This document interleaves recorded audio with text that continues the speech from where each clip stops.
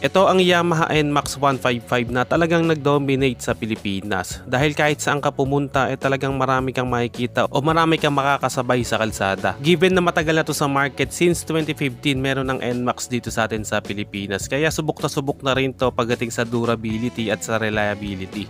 At ito naman ang bagong Bristol Maxi 160, isang bagong maxi scooter sa market na ipinapakilala ng Bristol Motorcycle Philippines. Pero syempre unang sulyap mo pa lang dito kung mahilig ka sa motor talagang alam mo na kung ano ba yung kamukha ng motor na to. Sa tingin nyo mga tol, ito na ba ang tatalo sa Yamaha NMAX 155? Yan ang alamin natin sa video na to. So titigan lang natin kung ano yung pinagkaiba pagdating sa specs at sa mga features na ino-offer nito. Pagdating sa presyo mga tol, ang SRP ngayon ng Yamaha NMAX 155 ay 151,900 pesos. At dito naman sa Bristol Maxi 160, ang cash price nito ay 148,800 pesos. So pagdating sa presyohan ay konting-konti lang yung gap ng Yamaha NMAX 155, nasa 3,100 lang kung ang pag-uusapan ay ang cash price. Pagdating sa engine specs, si Yamaha NMAX 155 meron itong 155cc liquid cooled 4-stroke single overhead cam 4-valve single cylinder fuel injected engine at naka VVA na to or variable valve actuation. Ito yung technology ng Yamaha na nag-o-optimize ng engine performance between low to high RPM at the same time napapanatili nito yung fuel efficiency. At speaking of fuel efficiency, kaya nitong umabot hanggang 40 kilometers per liter, pero syempre depende yan sa rider, sa road condition, sa throttle habit natin. Pagdating naman sa max power output, kaya nitong mag-produce ng 11.3 kW at 8,000 RPM at max torque na 13.9 Nm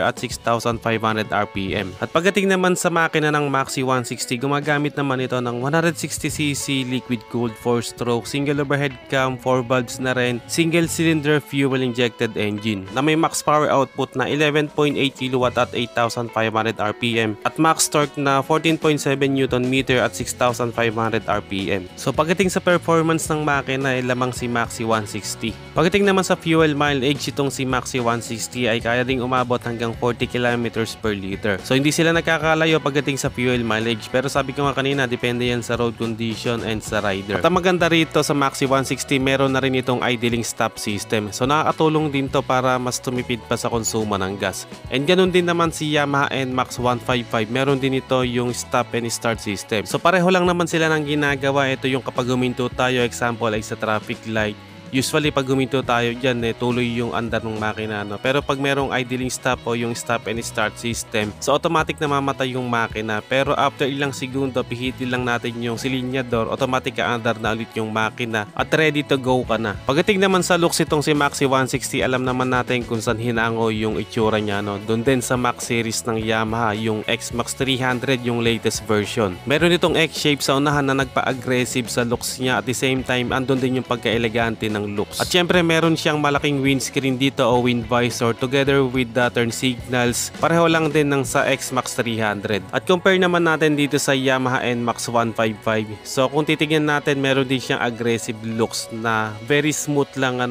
tapos talagang andon yung pagka-elegante ng datingan. At pagdating naman sa mga ilaw, LED na yung ginamit dito sa Yamaha NMAX 155, both headlamp at tail light except sa mga turn signals. And pagdating naman sa mga ilaw ng Maxi 160, lahat ng ilaw nito, both headlamp, tail light at yung mga turn signals niya, LED na yung ginamit. Pagdating sa suspension, pareho silang naka-telescopic fork sa unahan, and sa likod naman itong Yamaha NMAX 155 ay naka-dual shock absorber.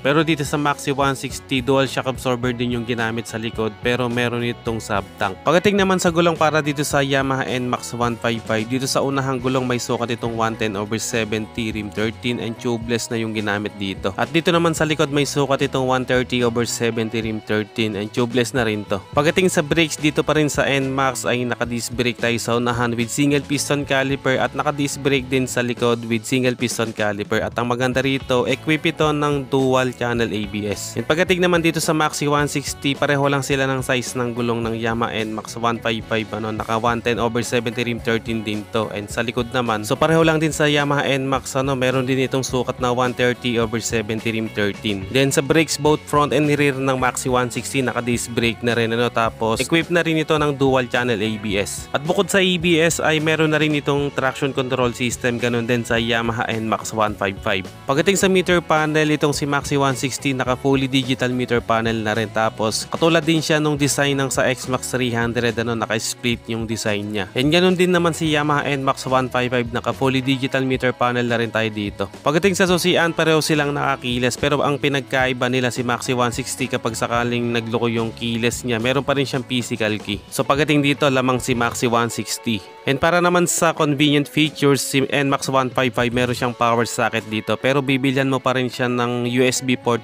para magamit natin. Unlike kay Maxi 160, hindi na natin siya kailangan bilhan ng USB charging port. And ang isa pa sa mga convenient features ni Maxi 160, parehong glove box niya kaliwat kanan ay merong cover. Unlike sa Yamaha NMAX 155, sa kanan lang merong cover. And ang maganda nga dito kay Maxi 160, kapag nakapatay yung makina and naka-off yung susian, hindi natin mabubuksan yung cover.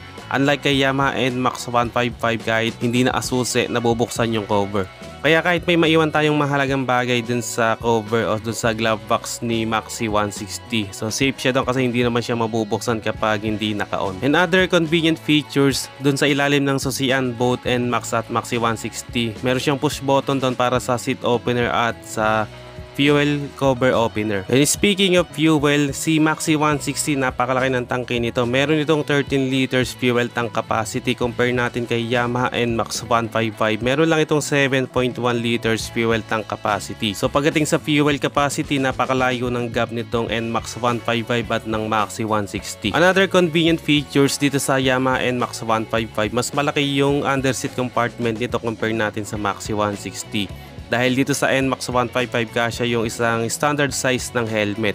Pero kay Maxi 160, so mababaw siya, hindi kasya yung helmet dito. Pero ang mahalaga, pareho silang merong malawak na underseat compartment. Kaya siguradong marami ka pa ring madadalang gamit, lalo na kung sasabak ka sa long ride. Pagdating naman sa seat height, si Yamaha NMAX 155 ay may sukat na 765mm. Pasok pa rin to sa height ng mga Pinoy, hindi naman siya ganong kataas. At may timbang naman itong 131kg, kaya madali lang ding i-manage, hindi naman siya ganong kabigat. And compare naman natin kay Maxi 160, mas mababa yung seat height nito. Meron lang itong sukat na 746mm. So para may reference kayo, ang height natin ay 5'7", pero tignan nyo naman, semi-flat footed yung paa natin, hindi naman tayo masyadong tiptoed, nakachinelas pa tayo. Lalo na siguro kapag nagsapatos tayo, baka lumapat yung paa natin sa ground floor. Pero pagdating naman sa weight, mas mabigat lang ng konti si Maxi 160 dahil meron itong bigat na 137kg. At syempre, both si Maxi 160 at NMAX 155, pareho sila ng riding position. Meron siyang relax riding position, kaya maganda talaga tong pang long ride. Okay mga tol, yan ang comparison natin between Bristol Maxi 160 at Yamaha NMAX 155. Kaya anong masasabi nyo sa dalawang Maxi Scoot na to? Parehong sulit ba? And ano yung pinaka-bet nyo sa dalawa? Comment nyo naman dyan sa comment section. Hanggang dito na lang muna mga tol kung umabot ka sa part ng video na to. At sa mga solid viewers natin dyan, maraming salamat mga tol sa panonood. At kung bago ka lang sa channel na to, huwag kalimutang mag-subscribe at paki-on na rin ang notification bell para ma-notify kapag may bago tayong upload. Meron din tayong Facebook page, paki-like and follow na rin. Maraming salamat mga tol. Always ride safe and God bless.